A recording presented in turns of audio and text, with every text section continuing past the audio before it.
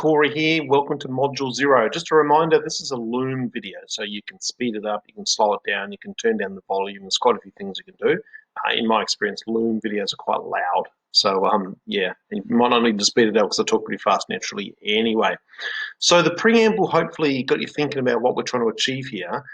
Internet marketing is a subset of marketing. Get people to your business and get it right for your business, and that'll be different for each person. So some of the modules will be highly appropriate and highly relevant. Some won't be as relevant, and that's cool. We only need a couple of things to really work in our marketing to get your business cooking. That's why you're here. That's why anyone joins a marketing group or anything that is looking for one or two things that work and get people cooking along.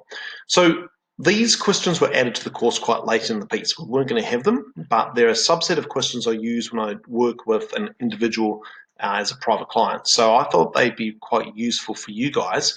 If you're doing this course as a led course with us, we'd love to see the answers to them.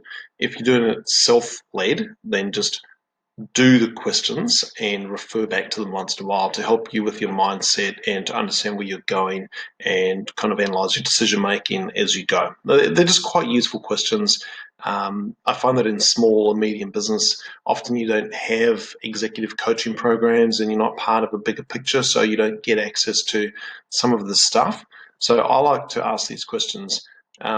First one is quite a basic goal, really, a basic question, which is, what is your goal with this business? What are you doing this for? And try and be specific, because we're all in it for the same reasons, really. We're trying to have a better lifestyle so we can be a better person, spend time with our loved ones, etc., have a better income, which is great, and that's probably why you're in business. That's why I'm in business, that's for sure. But can you get a little bit more specific in that question? Like, what's your big picture? What are you really trying to achieve? And just asking that question sometimes as a binary yes or no, in terms of what am I doing each day, or what are your tasks you're doing today? Are they helping you move towards that big idea goal or away from that big idea goal? And that can help people quite a lot. So that's a question I love to throw in there for people. Sometimes you've not really got that thought through in terms of a tangible, measurable thing. Okay, now the great management consultant Peter Drucker says anything that can be improved, anything that can be measured can be improved. So we'd like to at some point get to the idea that we can put numbers there as well. Okay, now if you had a scale of 0 to 100, this question, the team wasn't so sure whether we should put this in, but I like it because I like to give people like a scoreboard. Like, I was a competitive runner and you've got numbers and times and where you're ranked, etc. So on a scale of 1 to 100, there's my hands, 1 to 100, where are you? Now, you might be at 0 because you just started, that's fine. You might be at 10 of your goal of 100. Now, that's just a subjective thing, but it's useful to have, and I like to get to the point with clients where they've got something measurable that they can say, hey, my goal is here, and then right now I'm here, and have it as a little graph they can follow, because it's such a good motivator. How do we go this month? How do we go this week? Where are we this year? Because it's amazing what you can achieve in a 3 to 5 year period.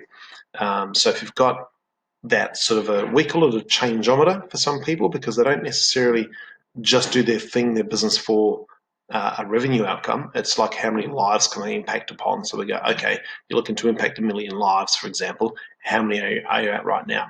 Okay, and that leads into the next question, which is, what are the main reasons you're not there yet? Now, this can be a challenge because it might be simply didn't have the money for the things we had to build, or we got the market wrong, or was too distracted with another business, or had a marriage breakup. It could be anything. And sometimes it's nothing. You just started. Okay, but I like to ask that question because it helps you to start to become self-aware. These are my strengths, these are my weaknesses. Okay, some of the bigger business owners I've studied, they really only do 2 or 3 things at a deep level, and the rest of the stuff is off their agenda. So they really focus on those inputs that have large outcomes. Okay, small input, large output. So they might do that content creation and the high level sales. So who knows what that could be? It leads on to the next question, which is there anything holding you back that you can delete? Okay, I have seen with my exposure, because I've been exposed to small, medium, and big business. I've been there across all of them. Is there anything holding you back that you can delete? Because I notice that small businesses and small business owners are often doing lots of stuff, 10, 15, 20 different things every day, whereas high-level businesses, the top guys or girls in there might be doing 2 or 3 things. So look at your list of tasks and what can you automate? What can you delete? What can you delegate? What can you just drop? Will that help you focus on the bigger jobs and tasks you should be doing? Okay, so have a think about that. All right, I guess that question really is not a marketing question, it's a business question. Okay, but it's a really worthwhile question, and you should ask yourself that regularly. All right, because if you can delete some things from your schedule that really somebody else could do, or maybe nobody needs to do, that could give you more time to learn, network, develop new products, get creative. I mean, look at this year, look at 2020, look at the opportunity to morph your business as COVID came along and everybody had to start to think and create and develop new products, new services. You can't do that sort of deep thinking if you don't have time. Okay, you need time and space to do this sort of stuff. This next question is definitely a marketing question because we often work with clients who are in a busy marketplace and they can't see where they stand out as a differentiator. And we need to have points of difference. Otherwise, we risk becoming a commodity business. And if you're a commodity, milk at this shop versus milk at that shop is the same price. Somebody can discount it by 10 cents. We don't want to be that business. We want to stand out for some reason. I'm reading a book right now which helps in that capacity, which is called Blue Ocean Strategy, which is all about creating marketplaces that are new, that you can be the owner of rather than be. It's like when the iPod came out. There was nothing like it, like the iPhone came out. Apple created this whole new thing that just didn't exist before. So they were the first mover. They got a lot of advantage, a lot of competitive advantage from doing that. So ask yourself these 2 questions. It's really important. What is your point of difference as a business? Okay, what is your point of difference as a business? Don't say service. It's an assumption these days that your service is awesome. How do you stand out? Okay, have a think about that, and you should probably focus on that stuff with your marketing. Okay, make sure you're communicating that to people. How are you different? This is an adaptation of that question, I guess. How are you different and or better than your competitors? Okay, what's the thing that makes you stand out? Okay, and if you don't have a thing that you stand out via, then think about how you can do that. Okay, there's a very famous story about a beer brand, and I can't remember the brand off the top of my head, that they started to talk about a part of the process of brewing that sounded really awesome. In fact, it was quite standard. Everybody did that step, but nobody had focused on that. And these guys got a lot of leverage and created a higher price point in the brand because they talked about this element of the fermentation process that everybody actually had. So sometimes you don't even need to have a point of difference. You just need to highlight a point of difference. So think about how that might resonate with you. Okay, this next question is something that if you've got a short period of time to talk to somebody, meet somebody, etc., and you've got one message you can leave them with about your business, it would be this. What's the main transformation? Okay, so like this course here, we're trying to level up your internet marketing. So your internet marketing yields more business for your business. That's the transformation we're trying to work through. We're trying to adapt and get that sales funnel working for you. Think about a fitness trainer. Think about a Bentley car salesman. They all give people a transformation. The thing that they do, the way that they do that is not really the important thing. What they communicate is how they transform people. And that's part of copywriting and sales copywriting and messaging. We talk about messaging in the next module.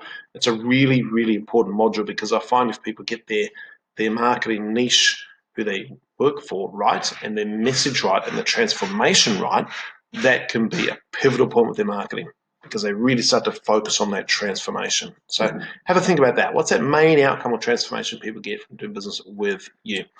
The next question is, I like this question because oftentimes small business owners don't really have a North Star metric. So we try and find one thing that they can keep track of and really focus on in their business every day, every week, every month, which is where are we in relation to our goal with that North Star metric? It might be revenue, it might be total customer count, it might be email subscribers, who knows what it might be. But one goal that should stand out above all the others is the most important goal, because you're gonna do marketing activity, you're gonna spend money, you're gonna do stuff. Is that resulting in growth in the right area?